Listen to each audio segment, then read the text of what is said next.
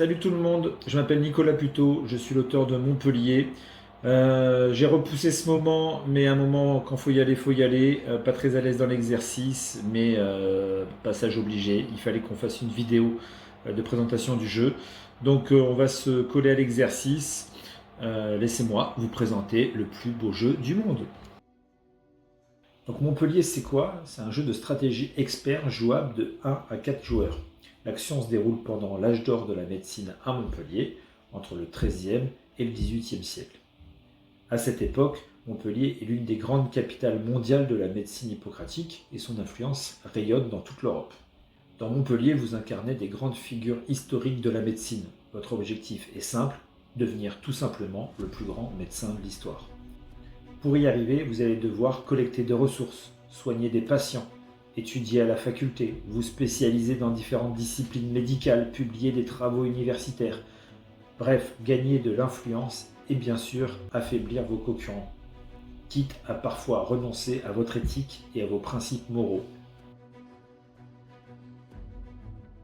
Une partie de Montpellier se joue en 4 cycles. À la fin du 4e cycle, la partie s'arrête et le joueur qui a le plus de points de victoire l'emporte. Il existe 3 grandes manières de marquer des points. La première, ce sont les points gagnés en soignant les patients. Au début de chaque cycle, chaque joueur reçoit 3 patients.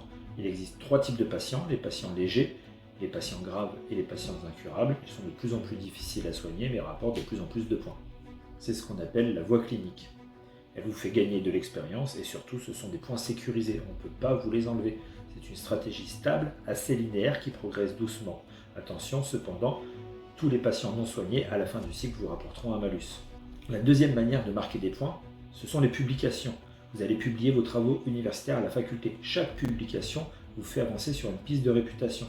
Et votre position finale sur cette piste vous rapportera des points en fin de partie. Cette voie est beaucoup plus explosive et combinatoire. Elle vous offre des bonus et de plus en plus de points à mesure que vous progressez. Mais elle est aussi plus risquée. Contrairement aux points d'expérience, les points de réputation sont volatiles. Les autres joueurs peuvent vous calomnier et votre progression dépendra de certains hauts faits. Vous pouvez donc très bien être stoppé net en pleine ascension. Et enfin, il y a les points de vertu. C'est la mécanique centrale du jeu, c'est ce qui fait toute l'identité de Montpellier. Chaque joueur possède sur son plateau personnel une piste de vertu allant de 0 à 10. En début de partie, tout le monde commence à 5. Chaque décision que vous allez prendre dans le jeu vous fera gagner ou perdre de la vertu. Plus vous acceptez de vous compromettre, plus vos actions seront puissantes. Mais attention, si votre vertu est trop basse, vous ne pourrez plus soigner ni publier. Le niveau de vertu en fait conditionne l'accès à certains lieux qui permettent de gagner les points de victoire. La victoire reviendra donc au joueur qui saura trouver le bon équilibre entre le prestige et l'éthique, entre l'ambition et la morale. La mise en place est assez rapide. Une fois le plateau central installé, chaque joueur commence par choisir un personnage, puis prend le plateau personnel correspondant. Vous démarrez la partie avec 3 disciples disponibles sur votre plateau. 2 autres disciples pourront être débloqués plus tard en cours de partie. Chaque joueur reçoit ensuite 9 cartes actions que vous allez drafter avec les autres joueurs 3 par 3 pour constituer votre main de départ. Vous recevrez également 3 cartes patients. Vous pouvez en défausser autant que vous souhaitez, mais vous devrez obligatoirement en conserver au moins une. Chaque joueur reçoit ensuite des écus en fonction de l'ordre du tour, ainsi qu'un objectif secret qui vous rapportera des points supplémentaires en fin de partie si vous parvenez à le remplir. Enfin, placez votre marqueur de vertu sur la valeur 5 de votre piste personnelle. Une fois que tout le monde est prêt, la partie peut commencer. Donc un cycle se déroule jusqu'à ce que tous les joueurs aient posé tous leurs disciples, même s'il leur reste encore des cartes actions à jouer. À son tour de jeu, un joueur doit réaliser une action principale et a plusieurs actions secondaires. L'action principale, soit il pose un disciple sur un lieu du plateau et effectue l'action correspondante, soit il joue une carte action, il paye le coût de la carte et réalise l'effet de la carte. Avant ou après cette action principale, il peut également réaliser des actions secondaires facultatives comme échanger des ressources, se défausser de cartes ou convertir des bonus. Une fois que tous les disciples ont été placés, on passe à la phase d'entretien. On réapprovisionne le jardin des plantes et le conservatoire, on redistribue les revenus, on donne les nouvelles cartes actions, les nouvelles cartes patients, et un nouveau cycle peut commencer. Le plateau représente 9 lieux historiques de Montpellier. On a d'abord le jardin des plantes, c'est ici qu'on récolte les plantes nécessaires pour soigner les patients. Selon le nombre de joueurs, un certain nombre de plantes sont disponibles. Il existe 6 variétés de plantes et le jardin des plantes ne sera réapprovisionné qu'au cycle suivant.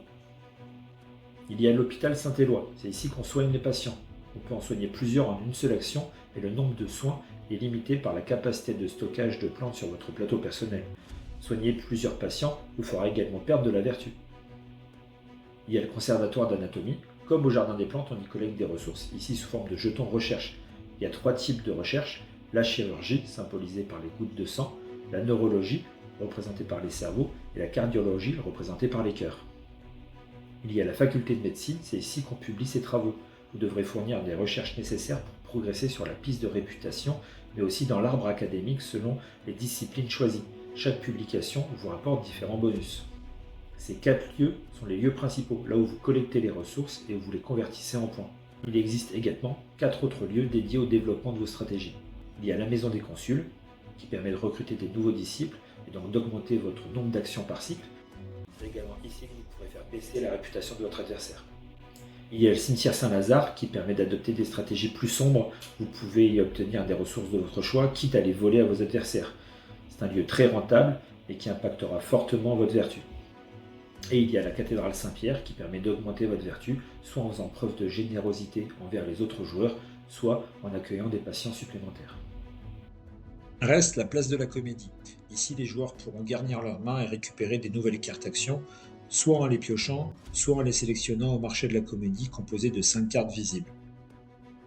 Et enfin, la promenade royale du Pérou. C'est sur cette piste que vous progresserez en réputation. Elle est composée de 12 cases. Plus vous progresserez dessus, et plus les points exploseront et les bonus seront intéressants.